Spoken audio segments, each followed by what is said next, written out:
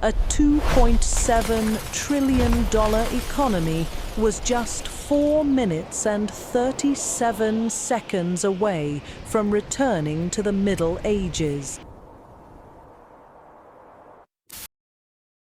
Most people think geography is nothing more than dead lines on a map.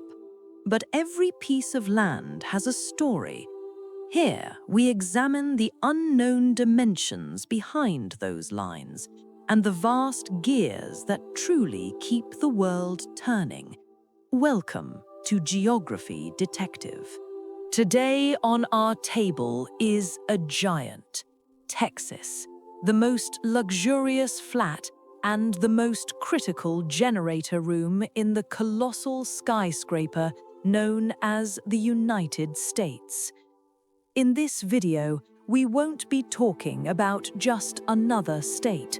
We'll be examining one of the world's 10 largest economies, the only assembly site for the United States nuclear arsenal, and the real gateway to the road to Mars. If Texas were independent, would it become a superpower surpassing Russia and Canada? Or would it be swallowed by darkness and chaos within a week? I'm taking you to the night when a $2.7 trillion economy came within just 4 minutes and 37 seconds of sliding back into the Middle Ages. If you're ready, we're opening the file. Date: 15 February 2021. Dallas-Fort Worth International Airport. Outside, the cold is brutal. The thermometers read 4 degrees Fahrenheit. That is exactly minus 15.6 degrees Celsius. Taps in homes have frozen, and life has almost ground to a halt. But the real catastrophe is happening underground and along colossal energy lines. ERCOT, Texas's independent power grid, came within a hair's breadth of a systemic collapse that night. The main reason the grid nearly collapsed in February 2021 was that the balance between electricity supply and demand was thrown off by the freezing weather. The grid's heart, the 60 Hz frequency, dropped as far as the critical threshold of 59.3. If the frequency had stayed below that level for a few more minutes, the massive generators would have automatically shut themselves down to prevent physical damage. And this is no joke, nor is it a metaphor.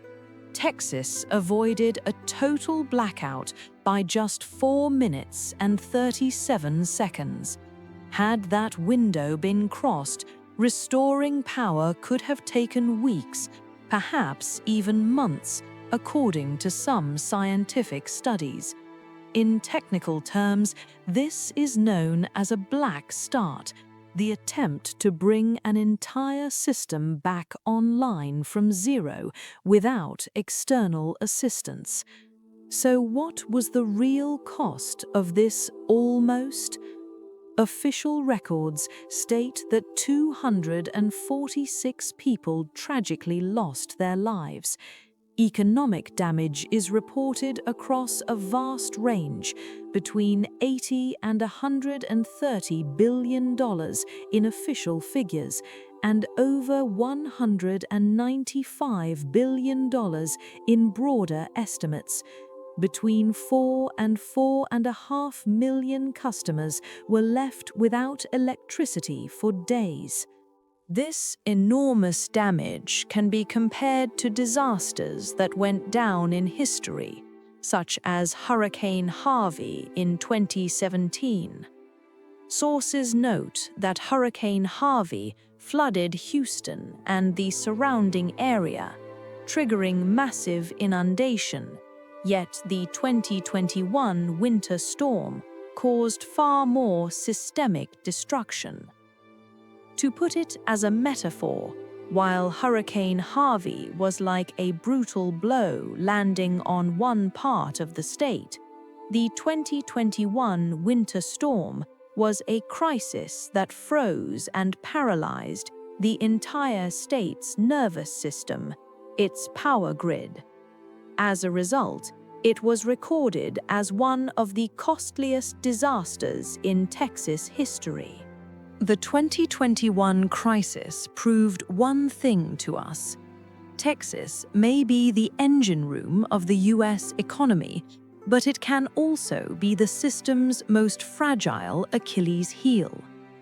So why did this energy giant evade the federal framework and choose to confine itself within its own isolated grid? And why can Washington never bring itself to give up that nuclear monopoly hidden out on the plains of Texas? In the second part of the dossier, we will examine the unseen pillars of this economic giant and the real power beneath the ground. To understand Texas, let's return to that familiar analogy. The United States is a giant skyscraper, and Texas is the basement floor of the building. But this basement isn't just dusty shelves. This is the building's real life support unit.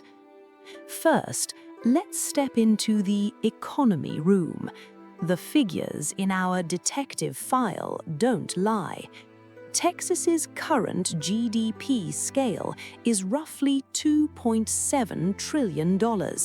When we look at the IMF's 2026 projections, that number sits in the same league as giants like Italy, Russia, and Canada. Meaning, if Texas were independent on its own, it would sit at the table as one of the world's 10 largest economies. So how does this massive wheel keep turning? Here's the fuel pump in the basement: refineries. Extracting oil isn't enough. It has to be processed. Roughly a third of the United States' total refining capacity is concentrated right here in Texas. The state's 35 refineries have the capacity to process about 6.3 million barrels of crude oil per day. If this basement pump stops, even for a moment, nothing at the top of the skyscraper can move, and energy security is paralyzed. And in the next room, the Innovation Lab. The city of Austin is now known as Silicon Hills because of its concentration of tech. Tesla officially moved its corporate headquarters here in December 2021. Oracle and Hewlett-Packard Enterprise followed. HPE relocated its global headquarters to the Houston area, Spring, Texas, and opened its new campus in 2022. In the space sector, Texas's role is even more critical. NASA's Johnson Space Center in Houston is the heart of human spaceflight operations and mission control. And with SpaceX's Starbase facility in Boca Chica, Texas, sits at the center of the Starship program, figuratively, a gateway on the road to Mars. And in the room right next door is the Science and Life Hub. The Texas Medical Center in Houston holds the title of the world's largest medical complex. Thousands of specialists, millions of patients. The heartbeat of medicine pulses down here in this basement. And of course, the security room. Texas forms the country's defense muscles by hosting 15 active-duty military installations. And then there's Fort Hood, with its 2025 name update attributing it to Robert B. Hood. This base is the largest active armored forces hub in the United States. Spread across a vast 870,000 dunum of land, the facility is home to 40,000 soldiers. The skyscraper's security begins right here in the basement. Now we're stepping into the basement's darkest, most heavily guarded corner, the room where the main switch sits, the Pantax plant near Amarillo. It's a place most people couldn't even point to on a map, yet it's the one that keeps Washington awake at night. Pantax is the only facility in the United States where nuclear weapons are assembled and disassembled. And it doesn't stop there. The modernization and life extension processes for nuclear warheads are also carried out entirely here. Now, as geography detective, let's run our most critical simulation. In a theoretical separation scenario, what happens if this facility remains inside Texas borders? For Washington, that is, quite literally, a strategic vulnerability. The physical center of the United States nuclear deterrent would be sitting in Texas hands. But I have to note this with a detective's cold composure.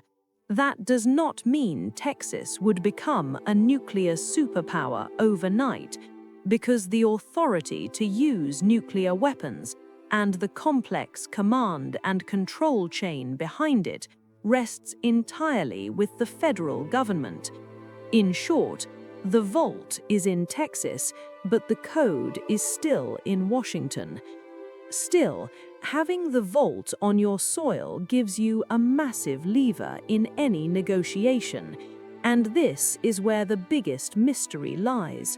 Why Washington can never truly let go of Texas, why, in spite of every crisis, it insists on keeping this basement floor within its grasp. A skyscraper's basement isn't just machines. It also has massive outer walls that protect it, and complicated gates that control every entry and exit.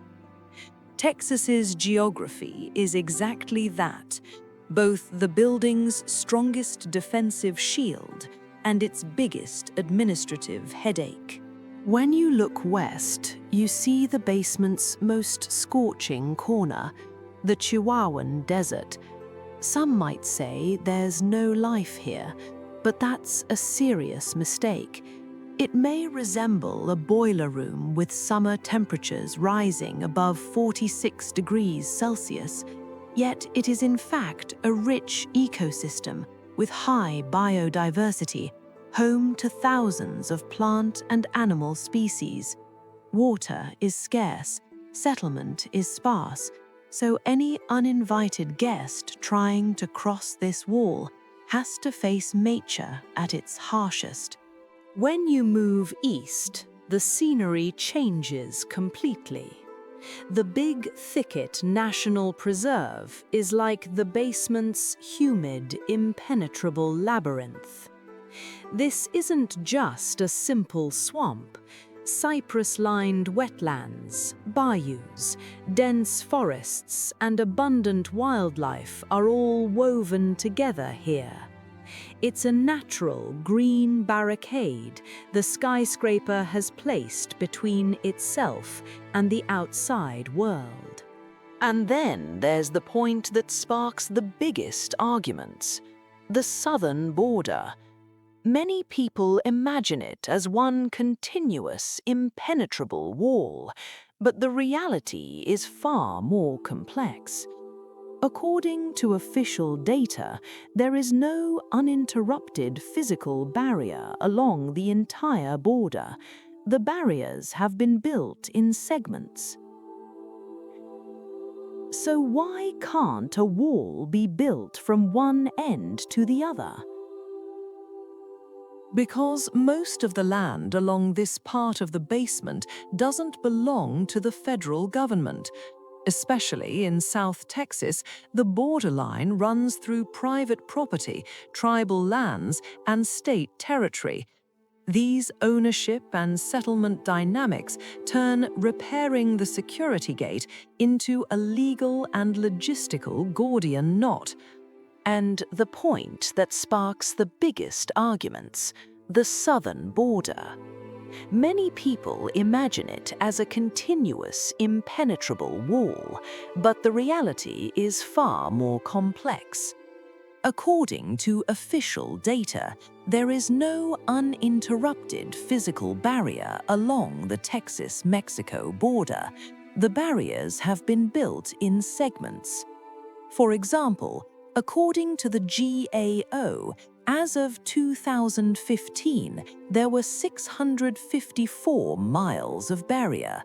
Of the 458 miles of panels installed between 2017 and 2021, 81% were replacements of existing barriers, and the amount of panels installed in Texas over the same period is reported as 66 miles. Texans' famous Alamo spirit was etched into the state's DNA through that historic resistance. 189 defenders on the official list, holding out for 13 days against a vast army. That powerful cultural identity is the main artery feeding today's Texit, the independence debate. But in this detective file, we're not dealing in romantic feelings. We're dealing in legal and economic gravity. The legal wall. Secession talk crashes into the unyielding wall of the 1869 case Texas v. White. With that ruling, the U.S. Supreme Court held that no state can secede unilaterally and described the Union as indestructible. In legal terms, the door is locked not only from the inside, but from the outside as well.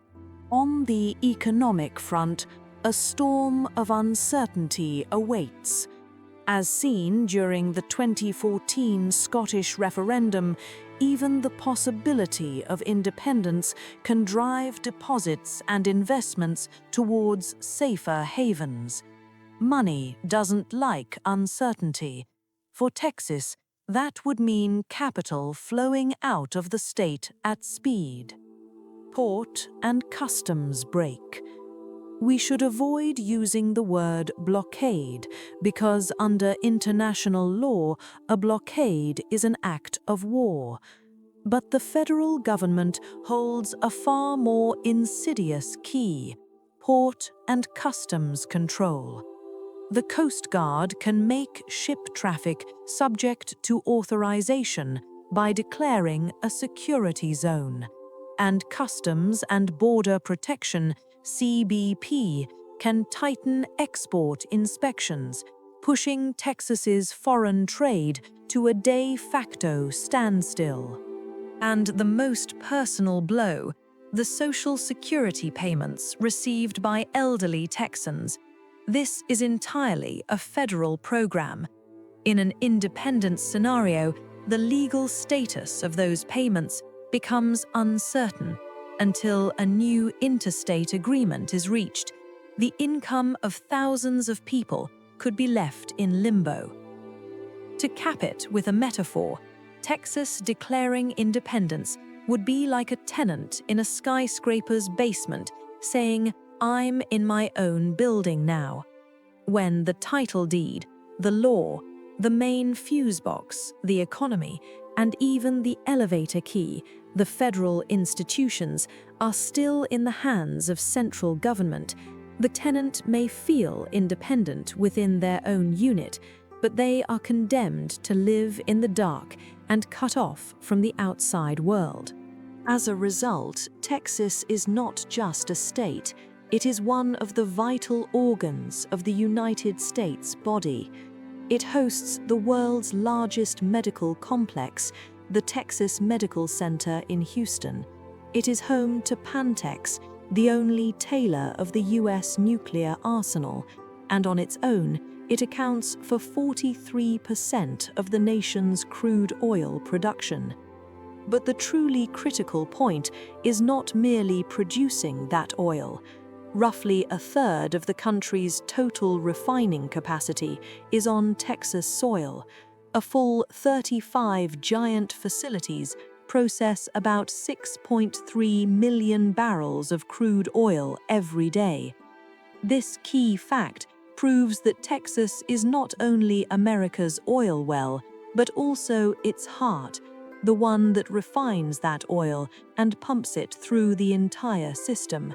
If that heart stops, the whole body is paralyzed.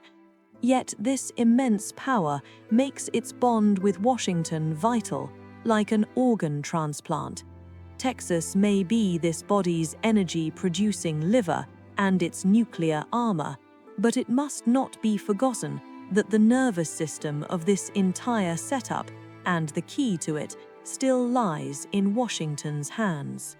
As sealed in the 1869 case Texas v. White, this union is legally defined as an indestructible whole. In a theoretical independence scenario, the sudden capital flight Texas would face, the trade paralysis created by federal port and customs controls, and the social security uncertainty that would hit millions of elderly Texans, all prove just how painful and destructive it would be for this organ to separate from the body. To sum it up with a metaphor, the relationship between Texas and the United States is like the engine of a vast ocean liner and that ship's compass and mooring lines. Texas is the immense $2.7 trillion engine that drives the vessel forward, but the compass that sets the course and the unbreakable lines that tie the ship to port are in Washington's hands. Without one, the other either grinds to a halt or loses its bearing and is carried towards the cliff edge. Now let's put the real question on the table. With its 35 refineries, is it Texas that can't stand on its own without Washington, or is it America that would collapse overnight if it lost its nuclear monopoly and its energy heart? In your view, in this delicate balance, who needs whom more? Let's debate this major geography detective dossier together in the comments. Let the comment duel begin. We'll keep following the evidence. Don't forget to share your thoughts with us, like the video, and subscribe and turn on notifications so you don't miss our next dossiers. I'm Geography Detective. See you in the next file.